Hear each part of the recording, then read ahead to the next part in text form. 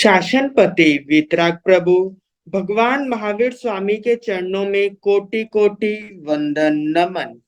वर्तमान आचार्य सम्राट ध्यान योगी राष्ट्र संत डॉक्टर श्री शिव मुनि जी महाराज साहब के चरणों में कोटि कोटि वंदन नमन।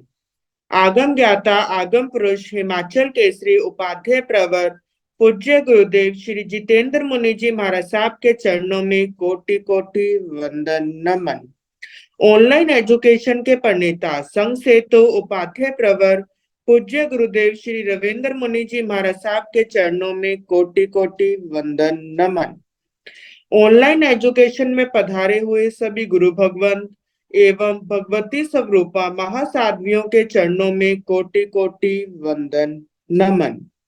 आज ज्ञानदाता आगम प्रदाता पूज्य गुरुदेव श्री जी की प्रत्यक्ष वंदना का लाभ ले रही हैं सरल आत्मा सदगुरुवर्या श्री मंजुला जी महाराज की सुशिष्या आगम रसिका साध्वी श्री प्रेक्षा जी महाराज साहब आदि ठाना।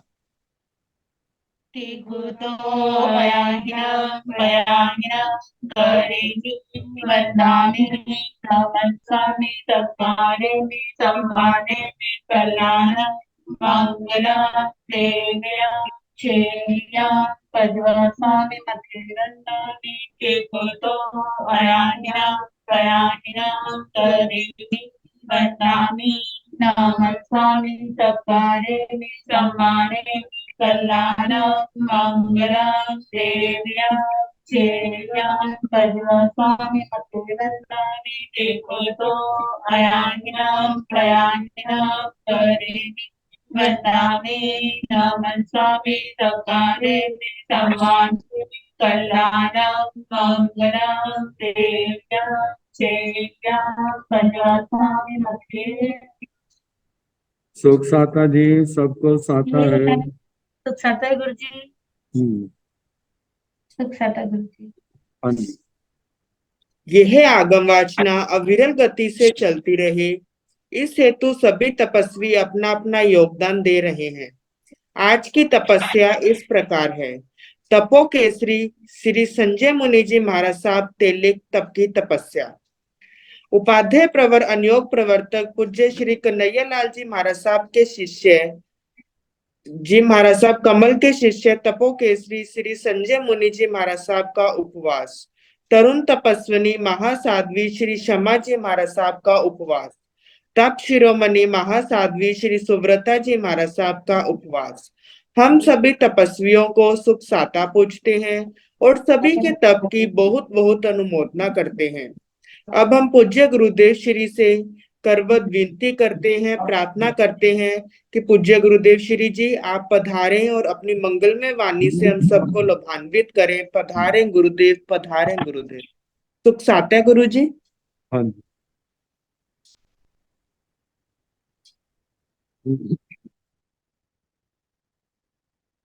नमो हरिहंताण नमो सिद्धाण नमो आयर्याण नमो पूर्वनारायण नमो नवे साहुण ऐसो पंथ नमो पारो सब पाव सणो मंगलानंद संदेश पड़ भवाई मंगलम।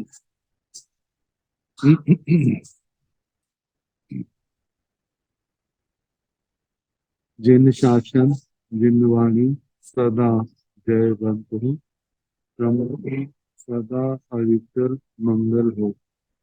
मुक्ति को प्राप्त श्रमण भगवान महाराज उनकी परम पावन कल्याणी भागवती वाणी वाचक प्रमुख सुंदर भूति गौतमादि गणधर भगवान युग प्रधानाचार्य परम पूज्य श्री सुधर्मा स्वामी जी महाराज उनकी परम पावन पाठ परंपरा वर्तमान आचार्य ज्ञानयोगी श्री शिव मुनि जी महाराज एवं गुरुजन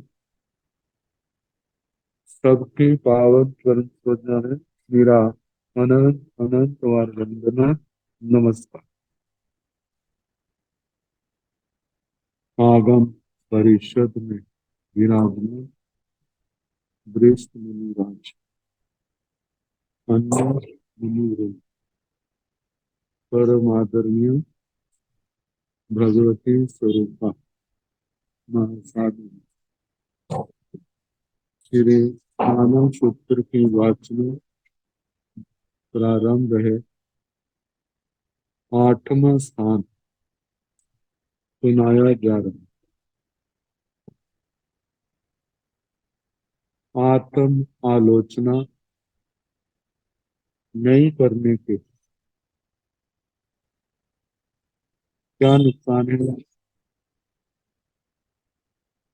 और ऋजुता पूर्वक सरलता पूर्वक अपनी आलोचना करने के क्या लाभ है, ये वर्णन चल रहा।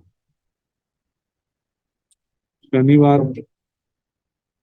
आलोचना नहीं करने से क्या नुकसान होता है, ये वर्णन आया। अब आलोचना के लाभ। माइण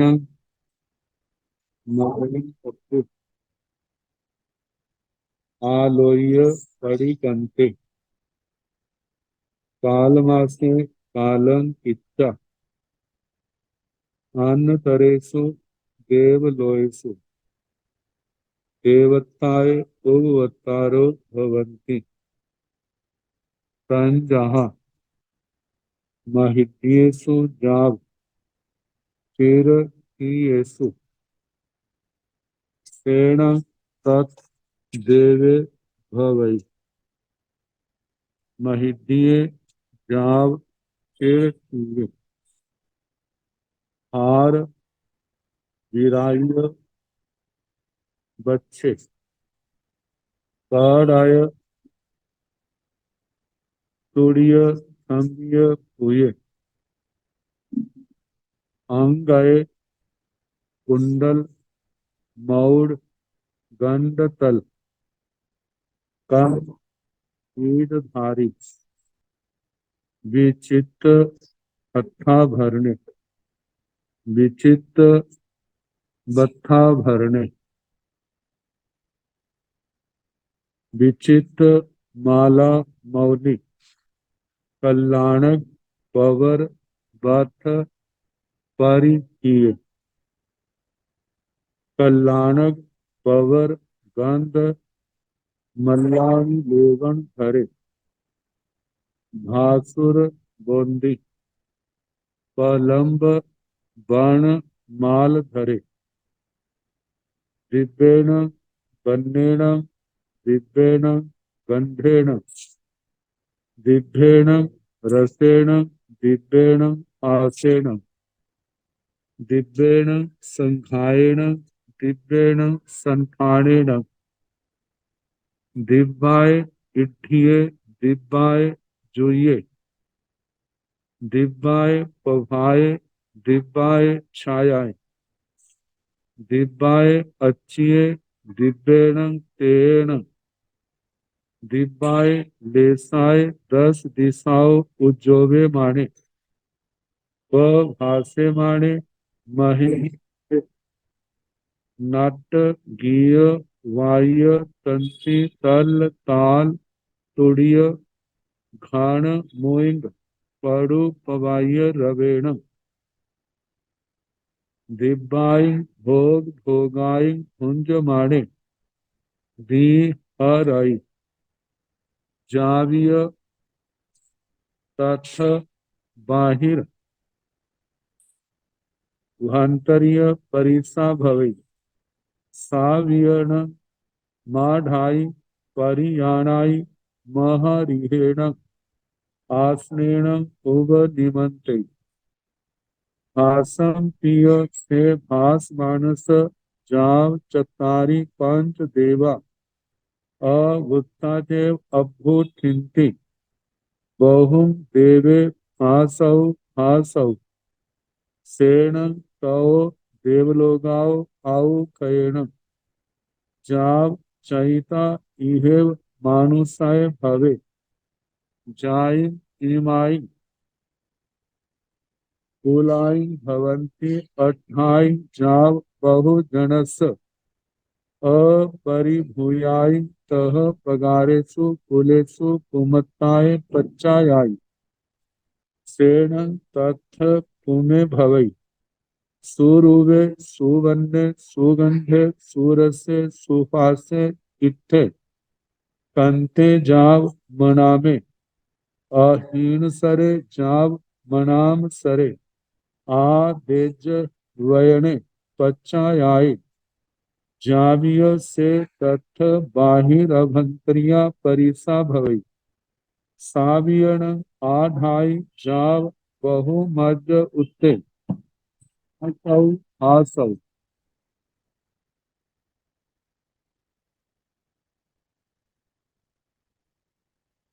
आलोचना जन्य पारलौकिक फल हम अपने व्यवहार में भी देखते हैं। एक वस्तु शुद्ध है और एक अशुद्ध है। जितनी कीमत शुद्ध की पड़ती है अशुद्ध की नहीं पड़ती। जितना गौरव शुद्ध को मिलता है उतना गौरव अशुद्ध को नहीं मिलता। तो जहां पर भी चौथे ठाणे में भी आया था, जिस अनाज के अंदर कंकर पत्थर हैं उसकी कीमत ज्यादा नहीं पड़ती, थोड़ी पड़ती। और जो अनाज शुद्ध है उसकी कीमत पूर्ण पड़ती। और जो शुद्ध है उसका सेवन करने वाले को भी सुख की अनुभूति होती। जो अशुद्ध है, मानो जिस भोजन के अंदर कंकर पत्थर पीसे गए तो भोजन खाते समय भी उसको किरकिरा महसूस होता है, सुख का अनुभव नहीं होता। तो यही बात इस धर्म साधना में संयम तप के क्षेत्र में एक आत्माएं वे हैं जिन्होंने संयम में कोई दोष लगाया ही नहीं, निर्मल साधना के धनी रहे। और एक आत्माएं ऐसी है मानो प्रमाद के द्वारा किसी दोष का सेवन हुआ या किसी मजबूरी के कारण जीवन में दोष ने प्रवेश किया, तो जैसे मजबूरी हटी या आत्मा को प्रमाद के कारण हुई भूलों का एहसास हुआ और उसने सरल हृदय से अपने आचार्य आदि गुरुजनों के चरणों में अपनी आलोचना की और प्रायश्चित की जांचना की। गुरुओं ने जैसा उचित समझा उसके अनुसार प्रायश्चित दिया और उसने सहर्ष स्वीकार किया और उस पर प्रायश्चित को कार्य रूप दिया। जिस भी रूप में दिया था वह सब उसने प्रायश्चित किया। और ऐसे ही किया है जैसे बीमार व्यक्ति, रोगी व्यक्ति औषधि का सेवन करता है। प्रायश्चित पूर्ण रूप से करने पर वह आत्मा भी अब शुद्ध हो गया, उसका संयम तप भी शुद्ध हो गया। एक तो ऐसे व्यक्ति हैं, दूसरे नंबर के, तीसरे नंबर के संयम तप की आराधना तो करते, कहीं प्रमाद के कारण, कहीं पर मजबूरी के कारण दोषों का सेवन कर लेते। लेकिन उनके शुद्ध करने की भावना नहीं आती। नहीं आने के कारण यही जो दोष है, आने वाले समय में जैसे भोजन में किरकिराहट आती है, पत्थर आदि के अंश वे स्वादिष्ट भोजन को भी स्वादहीन बना देते हैं। ऐसे ही उनका जीवन भी पूर्ण समाधि वाला नहीं होता। अनेक क्लेशों से भरा जीवन, रिद्धि तो मिल जाती है तप आदि के कारण, लेकिन समाधि शांति नहीं मिलती। एक मुसीबत जाती है, दूसरी आ जाती है, समाधान भी कर लेते हैं, लेकिन वो दोष जो है उसको शांति से बैठने नहीं देते। जैसे शरीर में कोई दूषित वस्तु चली जाती है तो बेचैनी होती है, ऐसे ही जिनका संयम निर्दोष नहीं है, जिन्होंने निर्दोष बनाया नहीं, उनके जीवन में भी कदम कदम पर फिर असमाधि के कारण उपस्थित होते रहते हैं। तो अब जहाँ बताया जा रहा है जिनका जीवन या तो पूर्ण शुद्ध है, निर्मल संयम पाला, कोई दोष नहीं लगा, जहाँ जिन्होंने किसी भी कारण से दोष लगा या लगाया, उसका आलोचना प्रायश्चित के द्वारा शुद्धिकरण कर लिया। तो शुद्धिकरण करने के कारण से ऐसे व्यक्तियों को जहां भी समाधि, पर भव में भी समाधि है और उसके बाद आने वाले जन्म जो है उसमें भी उसको समाधि है। तो इसका वर्णन किया जा रहा है।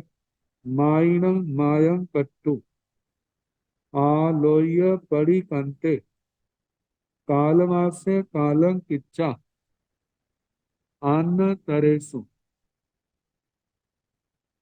देवलोयसु देवताय उपवत्तारो भवन तंजा। माई संयम में दोष लगाने वाला साधक, मायं कट्टु किसी भी दोष का सेवन करके, आलोह्य पड़ी कंते वह अपनी आलोचना करता है, प्रतिक्रमण करता है और अपना शुद्धिकरण कर लेता है। कालमा से कालंक इच्छा, मृत्यु के समय काल धर्म को प्राप्त करके, अन्न तरेसो देवलोक, किसी अन्य देवलोक में, मगर देवलोकों में अनेक स्थान है, तो किसी एक स्थान में देवताएं उपवत्तारो भवंतु, देवता के रूप में जन्म लेने वाले होते हैं, जन्म लेते हैं। तंजहा जैसे के महिद्येसु, महारिद्धि, महारिद्धि वाले, महाजुएसु महाद्युति वाले, ये शब्द पूर्व में आ चुके हैं। महासुखेसु महासुख वाले, महान ऐश्वर्य वाले, जाव से जो शब्द ले लेने जो पूर्व सूत्र में आ चुके, ठीक चेर ठीसु लंबी स्थिति वालों, जिस देवलोक में भी गया है उस स्थान पर जो सुख है, मतलब एक सर्वोत्तम होंगे। सेण तथ देवे भवे, वह वहां पर देव रूप में जन्म लेता है। महिद्य जाव चिर ठी, महारिद्धि, महाद्युति वाला, महानुभाव, महाबल, महासुख वाला, महापराक्रम वाला, महाजश वाला, श्रेष्ठ पदवीधर देव, मतलब इतना सामर्थ्य है, बिना साधन के भी दूर दूर के स्थानों पर जाने में समर्थ है, सक्षम है। लंबी स्थिति वाला, उस स्थान में जन्मने वाले जो देव हैं वहां पर जितनी ज्यादा से ज्यादा हो सकती है ऐसी स्थिति को पाने वाला होता है। हार, वीराय बच्चे, शारीरिक सुंदरता,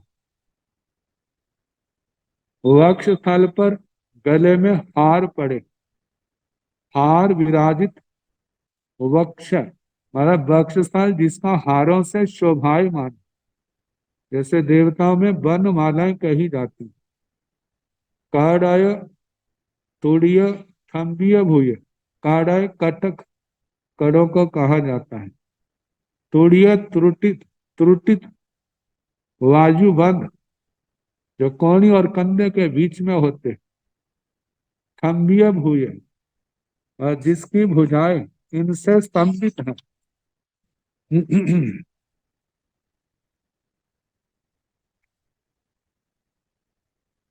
अंगय, कुंडल, मौड़, गंडतल, कानपीड़ धारी,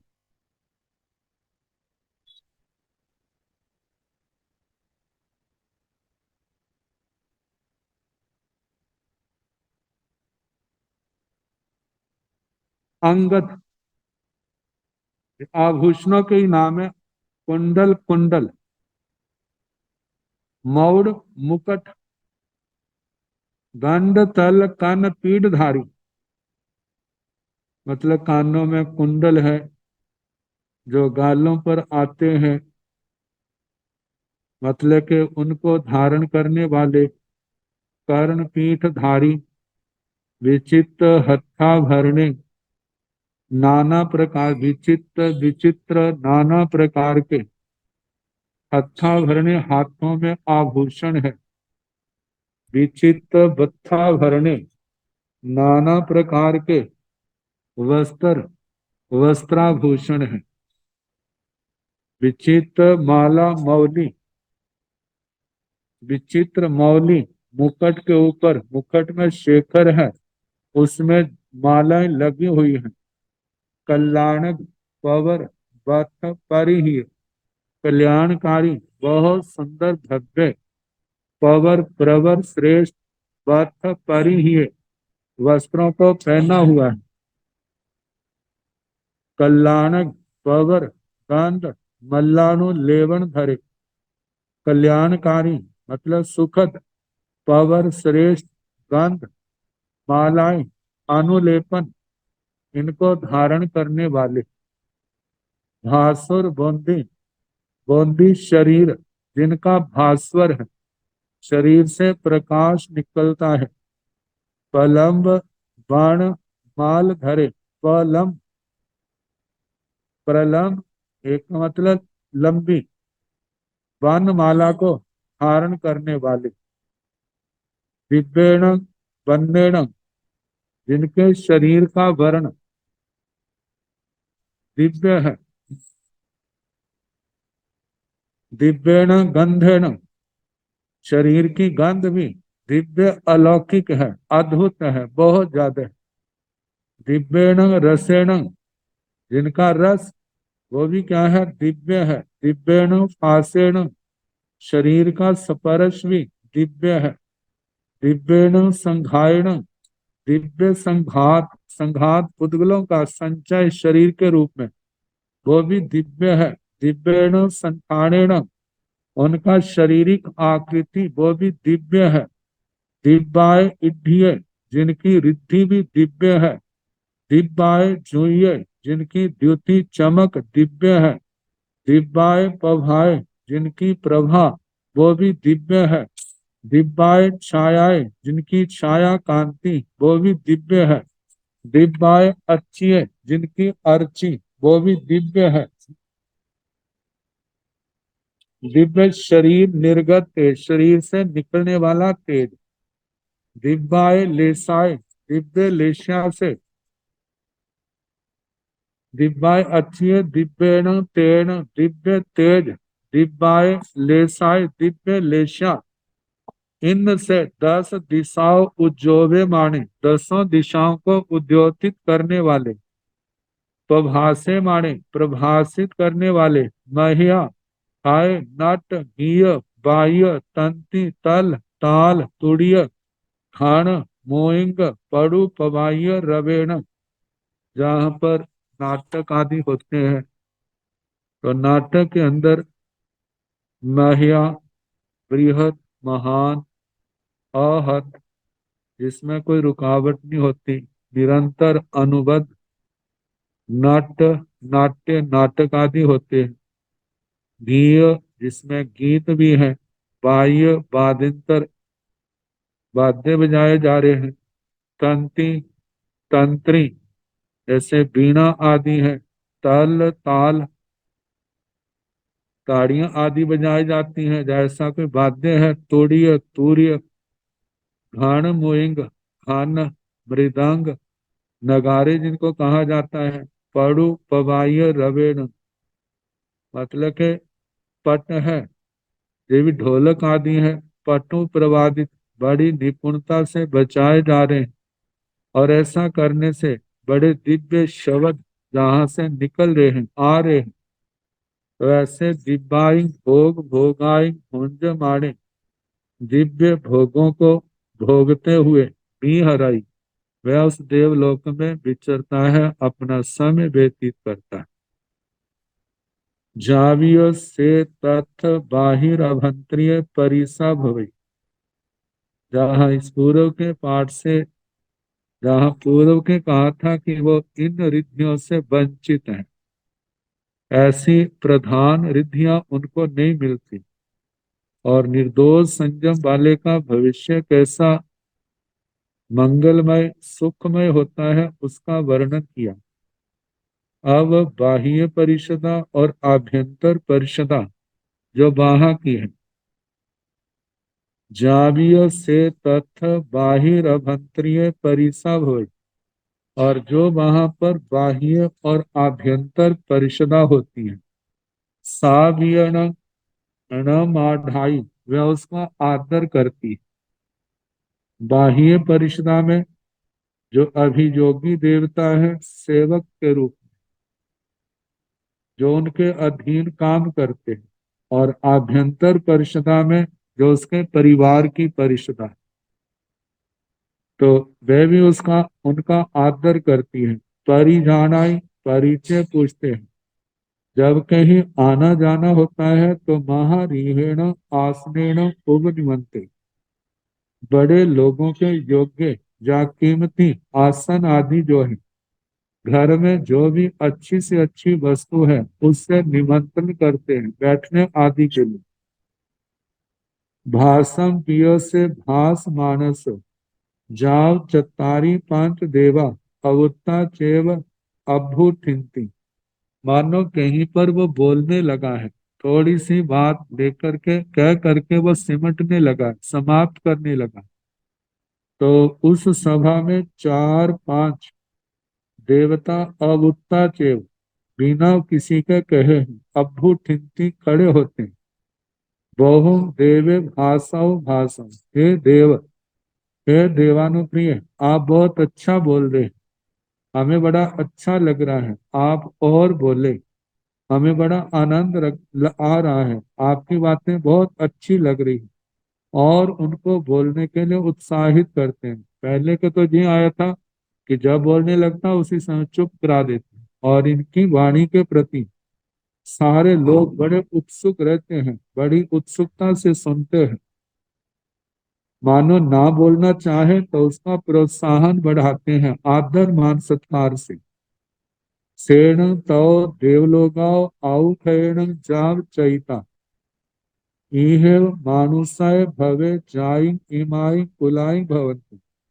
और वहां का देवलोक का भाव पूर्ण करके वह देवता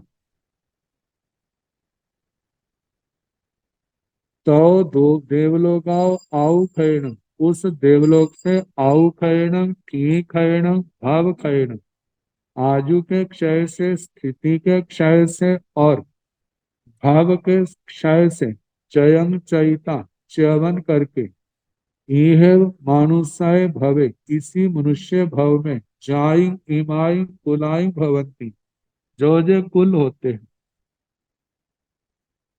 अढ़ाई जाव बहुजन स अपरिभूया, मतलब रिद्ध, अढ़ाई, दिताई, दीप्त, ऐसे सब प्रकार की समृद्धि से परिपूर्ण, बहुजन स अपरिभूया, रिद्धि की दृष्टि से उनको कोई दूसरे लोग दबा नहीं सकते, अपरिभूत, तह पगारेशु कुलेशु कुमुत्ताय पच्चा जाय, इस प्रकार के कुलों में वह पुरुष के रूप में जन्म लेता है। सेण तथ पुण्य भवि, वह वहां पर पुरुष के रूप में जन्म लेता है। कैसा? सुरूपे, सुंदर रूप, सुवर्ण, सुंदर वर्ण, सुगंधे, सुगंध, सुरसे, सुरस, सुभाषे, सुस्पर्श, इट्ठ, इष्ट, कंते, कांत, या मनामे, ऐसे प्रिय, मनुन्य, मनामे, प्रिय है, कांत है, प्रिय है,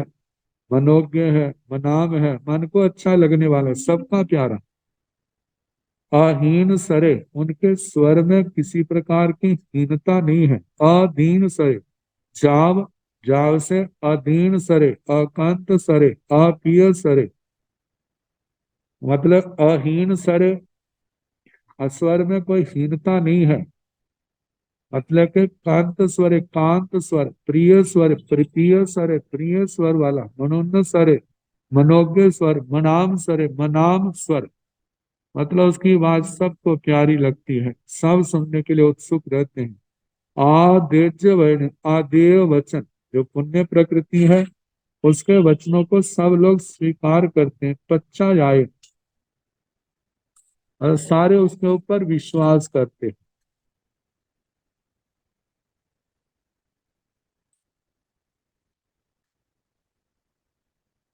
जावीय से तथा बाहिर अभ्यंतरिया परिसा हुई, और मनुष्य लोक में जो उसकी बाह्य और आभ्यंतर परिषदा सभा होती है, लोग होते हैं। बाह्य परिषदा जो काम करने वाले सेवक रूप में है, और या दूसरे बरादरी के लोग हैं। अभ्यंतरिया, आभ्यंतर परिषदा, आभ्यंतर परिषदा में अपना परिवार आता है। तो जिस जो भी ये परिषद होती है, बाह्य और आभ्यंतर, सावी और आठ भाई, वह भी उनका आदर करती है, परिचय पूछती है, कहीं जाता है बड़ा आदर मान देते हैं। तो जब कहीं बोलने की बात आती है तो जा बहुम अज उत्ते भाषाओ भाषा, हे आर्य पुत्र, आप और बोले, और बोले, आपका बोलना हमें बड़ा अच्छा लग रहा है, इसमें हमारे को अपना हित बहुत दिखाई दे रहा है। तो इस प्रकार उसका आदर मान सत्कार होता है।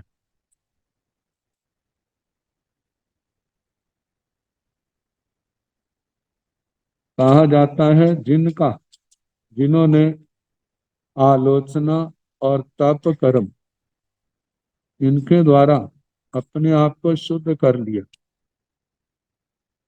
तो उसको परम समाधि की प्राप्ति होती।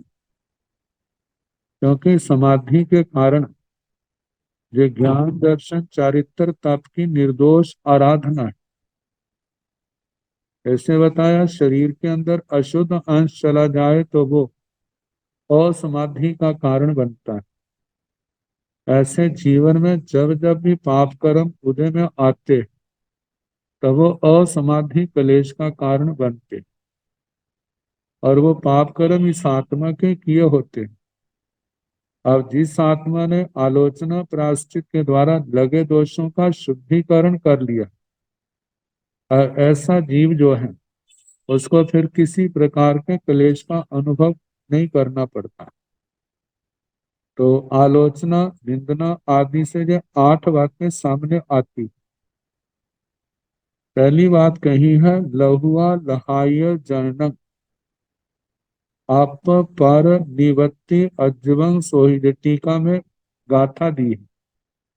दुक्कर करणं आढ़ा निसल्लतं च सोहि गुणा, आत्म शुद्धि करने के जो 8 गुण हैं। पहला बात है लहुआ, मतलब साधक कर्मों के भार से हल्का हो जाता है। कर्मों के भार से मुक्त होने के कारण लघुता, हल्कापन, निर्मलता आती, कर्मों का बोझ कट जाता है। अलहाय जनक, अलहाय जनन आह्लादित जनन, वह जिसके मन में सदैव आनंद ही आनंद भरा रहता है, उसके आनंद की वृद्धि होती रहती है, उसमें कोई कमी नहीं आती। आप पर निवृत्ति, आलोचना करने से साधक अपने जीवन को भी संयमित कर लेता है और अनेक भव्य जीवों को भी संयम में प्रवृत्त कर देता है। अपने को और दूसरों को वह दोषों से दूर रखने का सदैव प्रयत्न करता रहता है। चौथी बात है अज्जवम, आलोचना करने से मोक्ष के अभिमुख हो जाता है। जो व्यक्ति संसार के अभिमुख है उसमें कुटिलता पाई जाती, सरलता नहीं होती। जो मोक्ष के अभिमुख है उसमें ऋजुता आर्जव गुण पाया जाता है। तो आलोचना प्राप्ति से आत्मा में सरलता का द्वार खुल जाता है।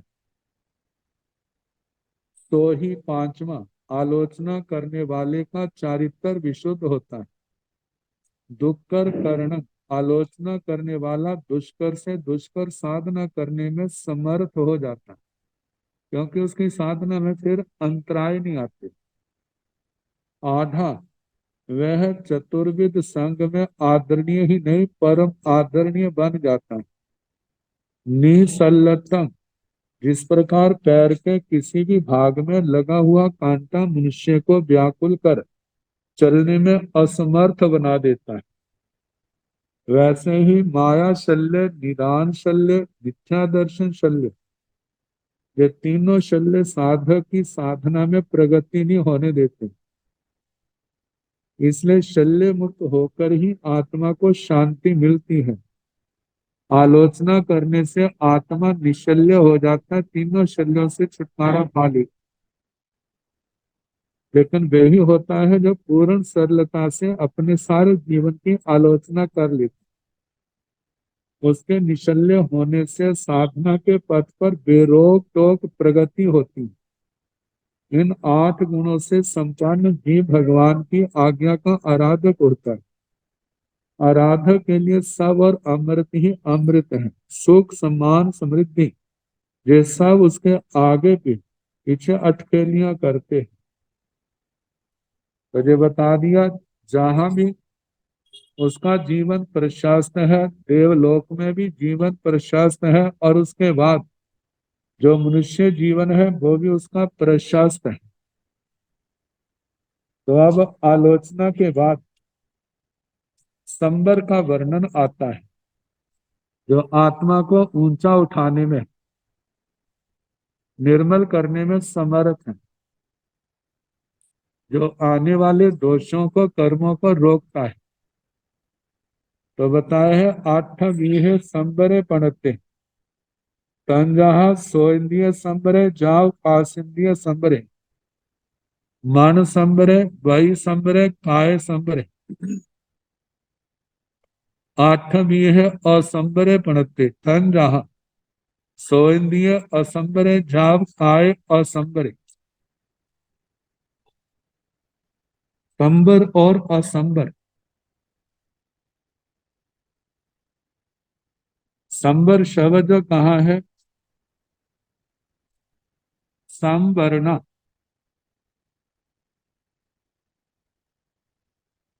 आने वाले कर्मों का जो मार्ग है, रास्ता है, उसको रोकना। संबर जो है दरवाजे के कपाटों के समान है। दरवाजा बंद है तो बाहर से कोई वस्तु अंदर नहीं आ सकती। दरवाजे खुले हैं तो बाहर से कोई वस्तु भी आ सकती। तो जहां पर 8 संबर पढ़ते, 8 प्रकार का संबर कहा है। तंजहा, जैसे कि 100 इंद्रिय संबर, श्रोत्र इंद्रिय संबर। श्रोत्र इंद्रिय संबर का मतलब ऐसे शब्द जो कानों का विषय बनते हैं, जिनके सुनने के बाद आत्मा राग या द्वेष से अभिभूत हो जाता है। राग के कारण से आत्मा में आसक्ति आती, और द्वेष के कारण से आत्मा घृणा से भर जाता है।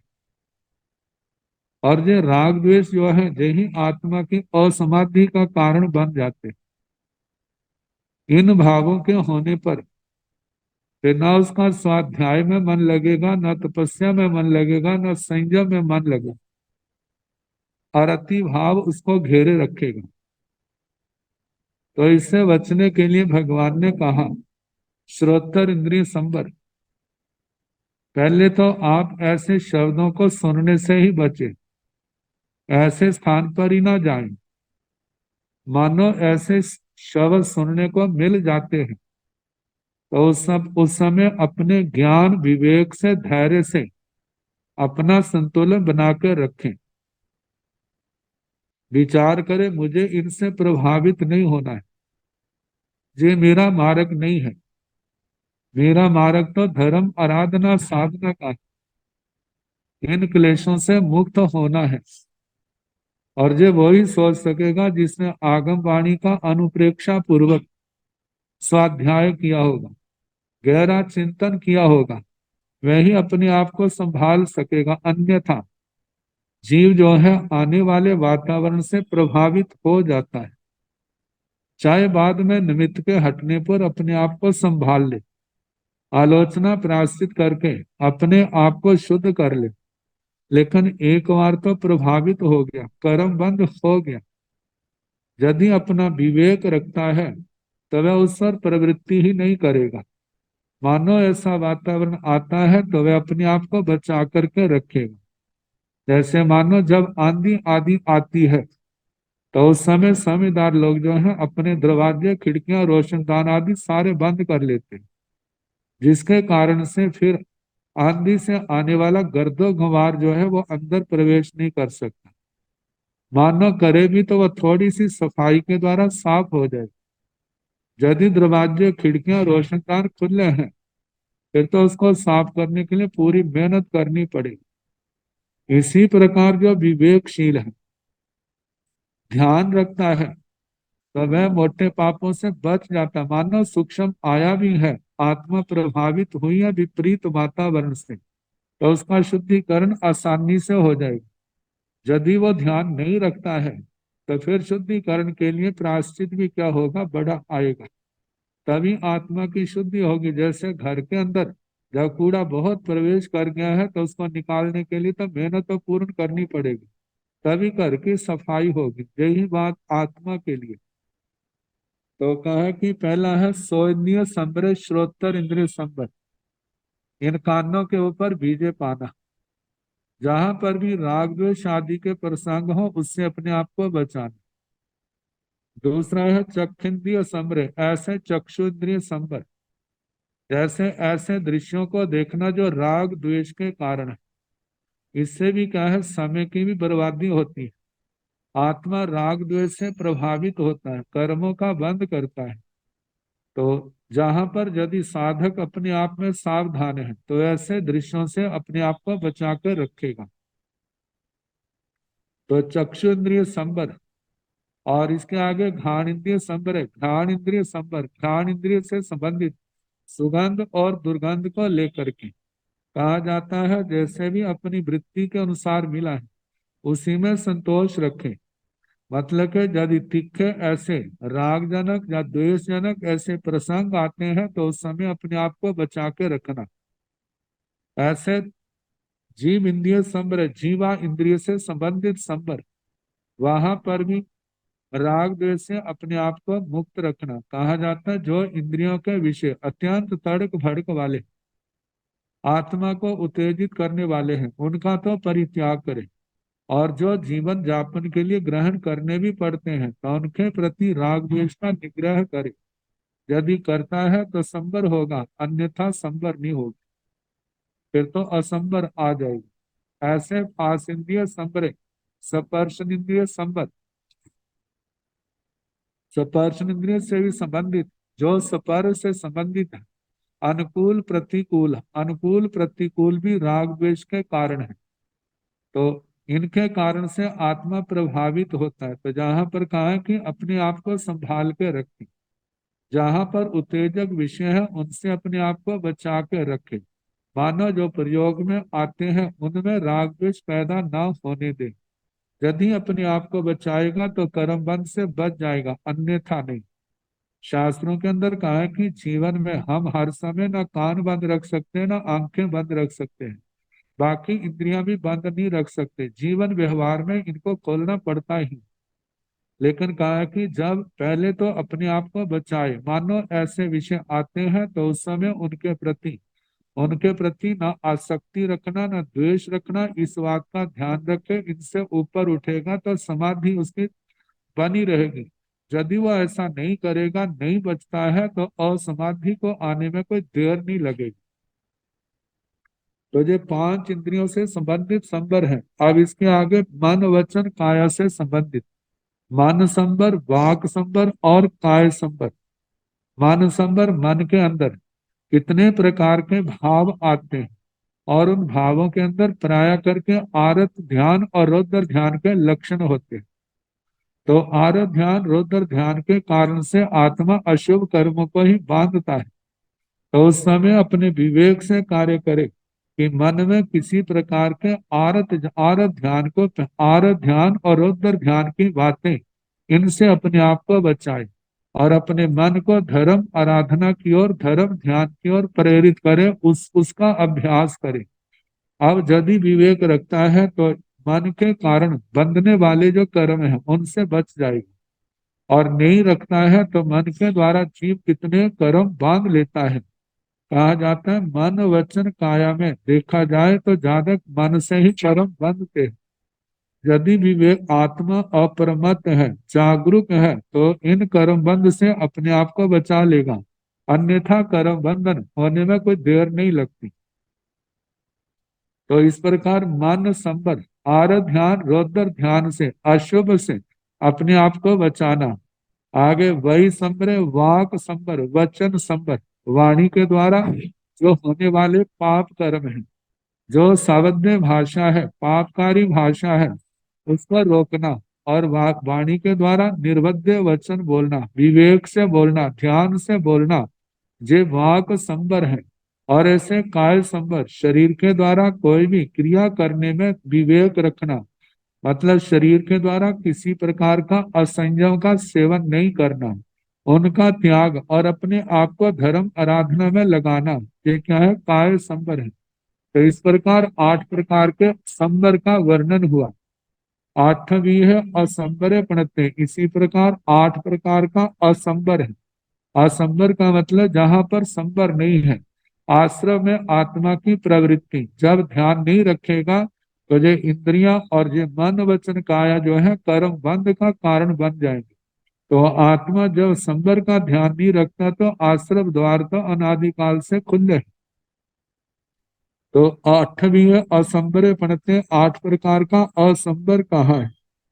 तंजहा जैसे के सो इंद्रिय असंबरे, जाव काय असंबरे, श्रोत्र इंद्रिय असंबर, चक्षु इंद्रिय असंबर, घ्राण इंद्रिय असंबर, जीवा इंद्रिय असंबर, स्पर्श इंद्रिय असंबर, मन असंबर, वचन असंबर, काय असंबर।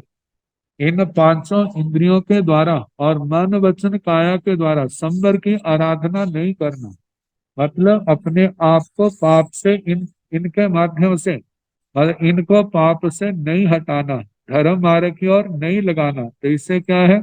असंबर होगा कर, मतलब दरवाजे खुलेंगे और पूरा कचरा जो है आत्मा के अंदर इकट्ठा होगा। तो बताया है कि संबर समाधि का कारण है, असंबर असमाधि का कारण है। जो भी मुमुक्षु आत्मा है, धर्म आराधना के द्वारा कर्म काटना चाहता है, तो उसके लिए इस संबर और असंबर का बोध होना परम आवश्यक है। तो इसलिए कहा जाता है आश्रव के द्वारों पर रोके, रोके बिना आत्मा के अंदर संबर नहीं आएगा, संबर के बिना कर्मों का आगमन नहीं रुकेगा। संबर पूर्वक की हुई निद्रा जो है अनंत लाभदायक होती है। अब इसके आगे 8 फासा पणता तन जहा हुए, गरुए, लहुए, सीए, उसीने, निध्य लुख्य, आठ आशा पणता, सचरज के आठ भेद कहे। तंजहा जैसे के कखड़े कर्कश, कर्कश का मतलब कठोर। मऊए मृदु, मृदु का मतलब सुकोमल। करुए गुरु मतलब भारी। लहुए लघु अर्थात हल्का। सीए शीत ठंडा। उसीणे उष्ण मतलब गर्म। निध्य संदिग्ध चिकना। लुक्के रूक्ष रुक्खा, जैसे राख होती है। तो इस प्रकार आठ स्पर्श का वर्णन हुआ। अब इन आठ स्पर्श के संबंध में कहते हैं जो पदार्थ पत्थर की तरह कठोर खुरदरे, उन्हें कर्कश स्पर्श कहते हैं। जो फूल की तरह सुकोमल मखमल की तरह मुलायम है वे मृदु स्पर्श वाले। जो रजकण धूम भाप आदि हल्के पदार्थ हैं उन्हें लघु कहा गया है। जो वस्तु भारी है उसे गुरु कहते हैं, जैसे सोना पारा हीरा आदि, क्योंकि इनके अंदर घनत्व ज्यादा होता है, थोड़े क्षेत्र में ज्यादा बोझ होता है। जिन पदार्थों का घनत्व कम होता है तो उनके अंदर मतलब ज्यादा क्षेत्र में भी उनका बोझ जो है इतना नहीं होता। शीत स्पर्श है जैसे बर्फ। जो पदार्थ गर्म है वह उष्ण स्पर्श माना जाता है। धूप अग्नि, जो घृत मक्खन आदि की तरह चिकने पदार्थ हैं उन्हें संदिग्ध स्पर्श कहते हैं। जो भस्म क्षार आदि की तरह रूखा है उसे रूख स्पर्श कहते हैं।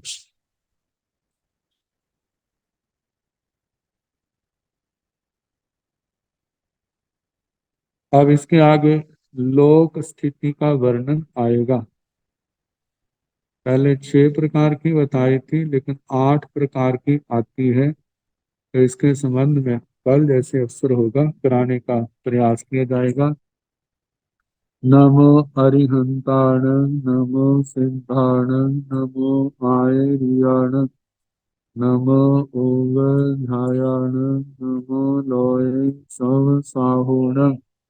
एसो पंच नमो कारो सब पावपनासनो।